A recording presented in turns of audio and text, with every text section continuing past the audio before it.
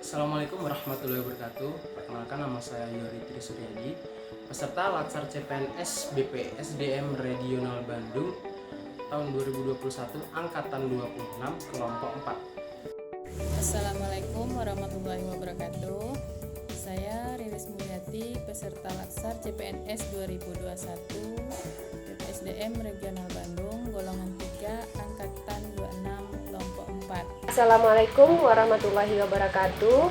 Saya Yuni Citra Zoraya, peserta Latsar CPNS BPSDM Regional Bandung angkatan 26 kelompok 4.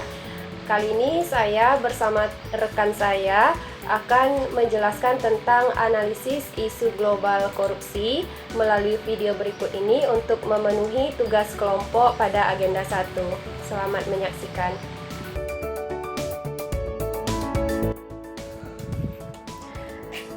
Analisis isu global korupsi. Materi presentasi kali ini terdiri dari pra-analisis identifikasi isu korupsi dengan metode pentahelik, kemudian menepis isu pemecahan isu korupsi dengan metode USG, kemudian analisis isu, analisis akar masalah dengan metode Fishbone dan SWOT, dan yang terakhir rekomendasi penyelesaian isu dengan metode tabel. Pra-analisis. Apa itu korupsi?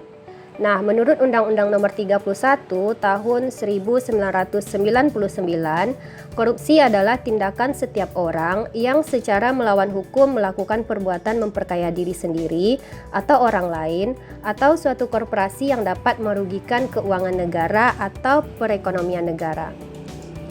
Nah, penyebab korupsi di sini kami memaparkan 4 teori. Yang pertama, teori triangle fraud yang terdiri dari tekanan atau pressure, kemudian kesempatan opportunity, dan rationalization.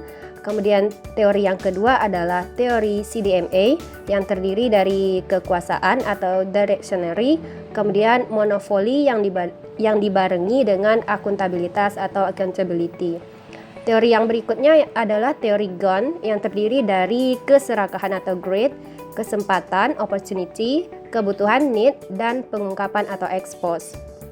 Dan yang terakhir, teori willingness and opportunity yang terdiri dari kesempatan akibat kelemahan sistem atau kurangnya pengawasan, keinginan yang didorong oleh kebutuhan atau keserakahan.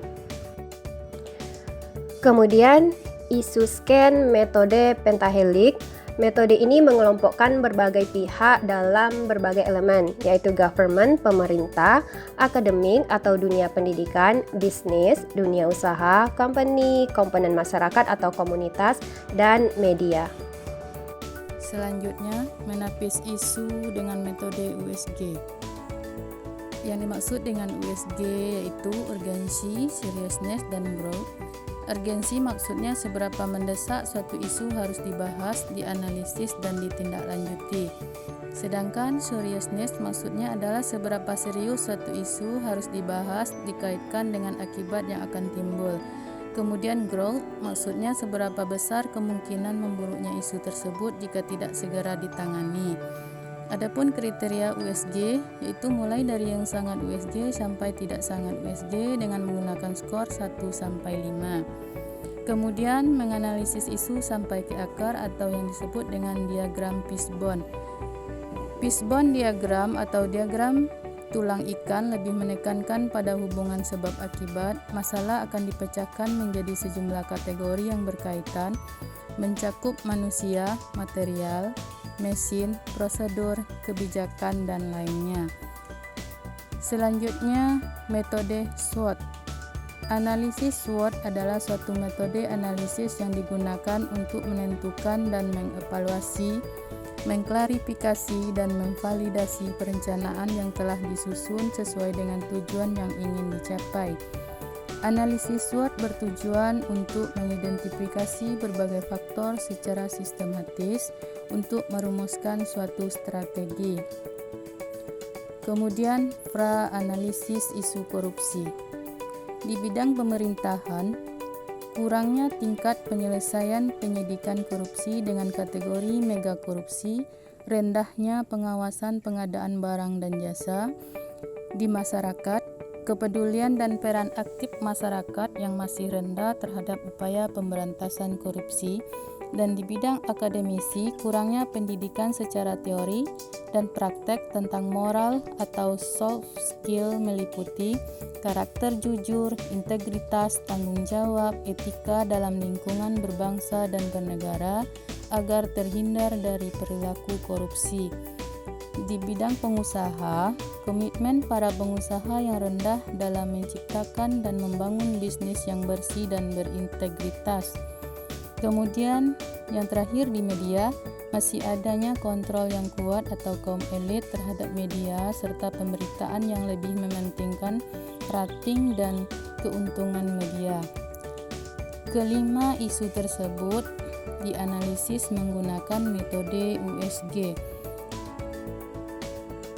Di antara 5 isu tersebut, yang mendapatkan skor tertinggi yaitu kurangnya pendidikan secara teori dan praktek tentang moral atau soft skill meliputi karakter jujur, integritas, tanggung jawab, etika dalam lingkungan berbangsa dan bernegara agar terhindar dari perilaku korupsi. Kemudian skor yang tertinggi nomor 2 yaitu kurangnya tingkat penyelesaian penyidikan korupsi dengan kategori mega korupsi, rendahnya pengawasan pengadaan barang dan jasa. Itu 2 isu yang mendapat skor tertinggi. Baik, selanjutnya kami akan menganalisis isu tersebut dengan menggunakan analisis fishbone atau biasa dikenal dengan diagram tulang ikan untuk melihat hubungan sebab akibat dari permasalahan tersebut. Masalah akan kami pecahkan menjadi sejumlah kategori yang berkaitan dengan organisasi, yaitu keteladanan pimpinan. Selanjutnya individu, yaitu serakah dan rendahnya soft skill. Selanjutnya aturan, yaitu lemahnya sanksi yang ada. Selanjutnya lingkungan, yaitu dianggap hal biasa dan berkembangnya tindak korupsi. Baik, selanjutnya metode SWOT yang terdiri dari strength atau kekuatan, weakness atau kelemahan, opportunity atau peluang, dan yang terakhir threat atau tantangan. Yang pertama, strength atau kekuatan, yaitu peraturan perundang-undangan dan kewenangan penggunaan dana. Selanjutnya kelemahan atau weakness, yaitu pengawasan yang rendah, kepedulian masyarakat yang rendah, serta kurangnya koordinasi antara stakeholder terkait penyuluhan tentang dampak korupsi. Selanjutnya opportunity atau peluang, yaitu adanya media, teknologi dan SDM, peraturan perundangan dan anggaran. Yang terakhir threat atau tantangan, yaitu kesadaran masyarakat, konflik kepentingan, peraturan perundang-undangan, media, tekanan dan intervensi. Selanjutnya, penyebab korupsi menurut metode USG, yaitu kurangnya pendidikan secara teori dan praktek tentang moral atau soft skill meliputi karakter jujur, integritas, tanggung jawab, etika dalam lingkungan berbangsa dan bernegara agar terhindar dari perilaku korupsi. Selanjutnya, rekomendasi penyelesaian menurut metode SWOT. Yang pertama, alternatif penyelesaian: menambah muatan pendidikan karakter dan anti korupsi di lingkungan keluarga, sekolah, dan masyarakat agar terhindar dari perilaku koruptif. Tahapan setiap alternatifnya yaitu: yang pertama, pemerintah hendaknya membuat inovasi kurikulum dengan memfokuskan pada peningkatan soft skill. Selanjutnya, masyarakat harus memberikan atensi yang lebih dalam mendukung dan melaksanakan program pemerintah.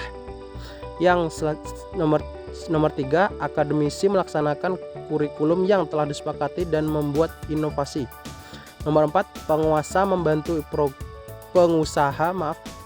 membantu program pemerintah dengan mengadakan pelatihan-pelatihan untuk meningkatkan soft skill dan hard skill pada akademisi.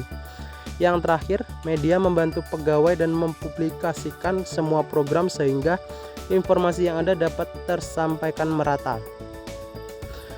Hasil yang diharapkan yaitu lahirnya calon pemimpin dan penerus bangsa yang berintegritas, jujur, bertanggung jawab, dan beretika.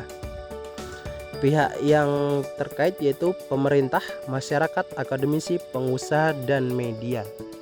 Baik, cukup sekian dari kelompok kami. Ada salah ucapan dan kata-kata dari kami mohon maaf. Kami akhiri. Wassalamualaikum warahmatullahi wabarakatuh.